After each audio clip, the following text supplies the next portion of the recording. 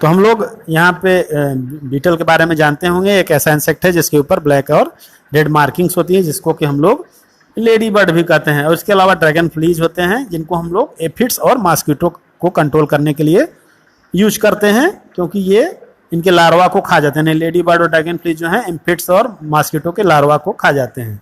अब microbial level पे ये किस तरह से होता है, माइक्रोब्स के थ्रू किस तरह से होता है, इसको भी देखते हैं। तो एक बैक्टीरिया होता है बीटी, इसको कि ये शॉर्ट नेम है, वैसे उसका पूरा नाम है बैसिलस थुरिंजिएंसिस। तो हम लोग क्या करते हैं, इसके स्पोर्स को कुछ न्यूट्रिशनल मटेरियल के साथ मिला करके एक ग्रैनुल जैसा स्ट्रक्चर बना लेंगे। तो आजकल इस तरह के बैक्टीरिया के ग्रैनुल्स आपको मार्केट में मिल जाएंगे, खास करके जो एग्रीकल्चर सेंटर्स होते हैं गवर्नमेंट के, वहाँ आपको ये सब चीज़ें बहुतायत से बहुत ज़्यादा मिल जाएंगी। तो इनको हम लोग करते क्या है कि इनको वाटर के साथ मिक्स करके स्प्रेड करते हैं प्लांट्स के ऊपर, प्लांट्स के लीव्स के ऊपर और फ्लावर्स के ऊपर, फ्रूट्स के ऊपर स्प्रेड कर देते हैं। तो होता क्या है कि जब इंसेक्ट इसको खाते हैं, इस तो प्लांट को जब खाएंगे तो इन मटेरियल को भी खाएंगे, तो वो उनके गट में पहुंच जाएगा। और गट में पहुंचने के बाद ये जो बैक्टीरिया होते हैं ये उनके गट में परफोरेशन कर देते हैं। जो भी इंसेक्ट के लार्वा हैं उनके गट को ये परफोरेट कर देते हैं, कुछ ऐसी टॉक्सिन ये प्रोड्यूस करते हैं जिसकी वजह से उनके गट में क्या होता है, परफोरेशन हो जाता है। तो जाहिर सी बात है, जब इंसेक्ट के गट में परफोरेशन हो जाएगा तो वो सर्वाइव नहीं कर पाएगा। तो बैसिलस थुरिंजिएंसिस वो माइक्रोब्स हैं, वो बैक्टीरिया हैं जो कि कुछ टॉक्सिन प्रोड्यूस करते हैं, जिसको बीटी टॉक्सिन बोला जाता है। और ये टॉक्सिन जो भी लार्वा है इंसेक्ट के, पेस्ट के, उसके गट में जाकर के उनके गट वाल को डैमेज कर देता है, परफोरेट कर देता है। इस तरह से वो सर्वाइव नहीं कर पाते। तो फिर जब वो सर्वाइव नहीं करेंगे तो धीरे धीरे वो उनका नंबर कम हो जाएगा।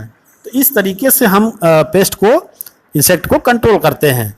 अब इसी चीज़ को, इसी क्वालिटी को, जो ये माइक्रोस बीटी है, इस जो बैक्टीरिया बीटी है, इसके क्वालिटी को जेनेटिकली इंजीनियरिंग आप बायोटेक्नोलॉजी में आगे पढ़ेंगे कि इसको यूज किया जाता है।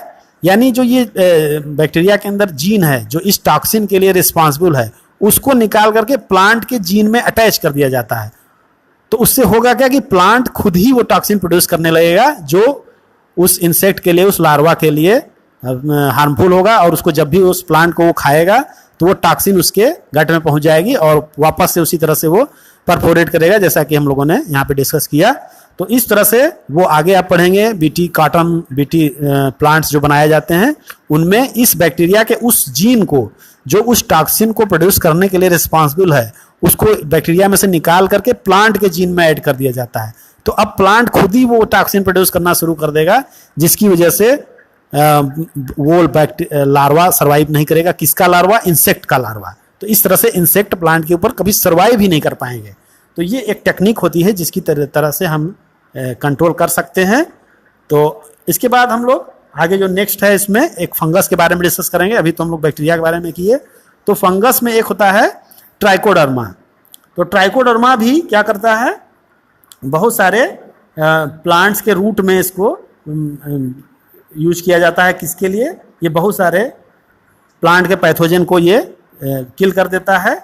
तो इस तरह से हम लोग फंगस के थ्रू भी प्लांट्स के डिजीज को कंट्रोल कर सकते हैं। तो इसमें सबसे मेन क्या है, ट्राइकोडर्मा एक फंगस है जो कि प्लांट्स के रूट में होता है और इंसेक्टिसाइड और पेस्टिसाइड की तरह ये वर्क करता है, नेचुरली वर्क करता है। अब थर्ड इसमें जो है वो है बैक्यूलोवायरस। तो इसके बारे में थोड़ा सा डिटेल में देखते हैं।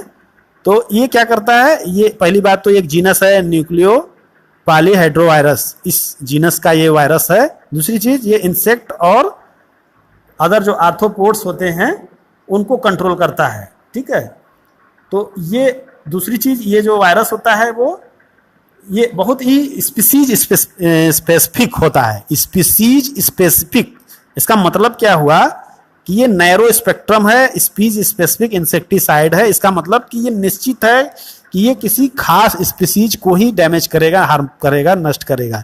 सभी इंसेक्ट को ये डैमेज नहीं करेगा, क्योंकि बहुत सारे इंसेक्ट बेनिफिशियल भी हो सकते हैं, बहुत सारे हार्मफुल भी हो सकते हैं। तो ये स्पीसीज स्पेसिफिक इसमें से खोजा जाता है कि कौन सा वायरस किस खास आर्थ्रोपोड या इंसेक्ट को टारगेट करेगा। सभी आर्थ्रोपोड, सभी इंसेक्ट को ये टारगेट नहीं करता है। तो ये ऐसे सुने होंगे आप नैरो स्पेक्ट्रम और ब्रॉड स्पेक्ट्रम। एंटीबायोटिक में भी ऐसा होता है। तो नैरो स्पेक्ट्रम का मतलब होता है वो कुछ खास एक बैक्टीरिया को किल करेगा, और ब्रॉड स्पेक्ट्रम जो होता है वो सबको करेगा। तो इस तरह से यहाँ पे जो ये बैक्यूलोवायरस है ये नैरो स्पेक्ट्रम है। नैरो का मतलब स्पीसीज स्पेसिफिक है, हर एक इंसेक्ट को टारगेट नहीं करेगा, या सिर्फ इंसेक्ट के अलावा किसी अदर ऑर्गेनिजम्स को ये टारगेट नहीं करेगा। अब भाई प्लांट्स के ऊपर बर्ड्स भी हैं, मैमल्स भी हैं, फिशेज भी हैं, तो और किसी को ये कोई नुकसान नहीं पहुंचाएगा। सिर्फ ये नुकसान किसको पहुंचाएगा? उस स्पेसिफिक इंसेक्ट को जो कि हमें हार्म पहुंचा रहा है। तो वो हम लोग डिसाइड कर लेते हैं, उस पर वो सारी चीज़ें मालूम हो चुकी हैं कि कौन सा वायरस कहाँ पे यूजफुल है, उसी के हिसाब से इसको यूज किया जाएगा। तो कुल मिला के ये हम देखते हैं कि हम माइक्रोब्स के थ्रू कैसे पेस्ट को कंट्रोल कर सकते हैं। तो ये सारी चीज़ों को हम लोग जिसके अंदर स्टडी करते हैं, तो इसी पूरे सिस्टम को हम लोग बोलते हैं इंटीग्रेटेड पेस्ट मैनेजमेंट।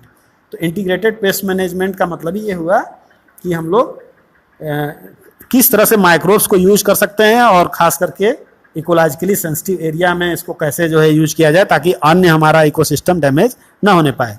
तो इस चीज़ को आप समझ गए होंगे कि जो हम लोग बायोलॉजिकल एजेंट्स यूज करते हैं, बायोलॉजिकल कंट्रोल करते हैं, बायो कंट्रोल करते हैं, उसमें इस चीज़ का खास ध्यान रखा जाता है कि हमारा बहुत ही स्पेसिफिक होना चाहिए, स्पीसीज स्पेसिफिक होना चाहिए, टारगेट क्लियर होना चाहिए कि किस चीज़ को हमें हटाना है, किस चीज़ को ख़त्म करना है, किस चीज़ को नहीं करना है। तो जनरल केमिकल जो हम लोग यूज करते हैं, पेस्टिसाइड, इंसेक्टिसाइड, उससे क्या होता है, बहुत सारे यूजफुल या जो जिनका की कोई मतलब नहीं, जिनसे कि कोई दिक्कत नहीं है, वो भी उसमें डैमेज होते हैं। तो उससे होता क्या है कि उसके जो आगे की चेन है इकोसिस्टम में, वो डिस्टर्ब हो जाती है। जबकि इकोसिस्टम को चलाने के लिए सारे स्टेप्स जरूरी होते हैं। तो ऐसा नहीं कि पूरे इंसेक्ट अगर गायब कर दिए जाएं अर्थ के ऊपर से तो सब चीज़ बढ़िया हो जाएगा, उससे हमारा इकोसिस्टम बिगड़ जाएगा। क्योंकि बहुत सारे बर्ड्स हैं वो इंसेक्ट के ऊपर ही डिपेंड होते हैं। तो अगर हम सारे इंसेक्ट को गायब कर देंगे तो बर्ड्स भी फिर सर्वाइव नहीं करेंगे। तो इस तरह से इकोसिस्टम में हर एक ऑर्गेनिज्म का अपना इंपॉर्टेंस है। बस हमें ये डिसाइड करना है कि कौन हमारे लिए हार्मफुल है, सिर्फ उसी को हमको टारगेट करना है। और ये काम हम लोग बायो कंट्रोल मेथड से ही कर सकते हैं, केमिकली हम ये चीज़ करना पॉसिबल नहीं है। तो ये आपका पूरा बायो कंट्रोल मेथड था।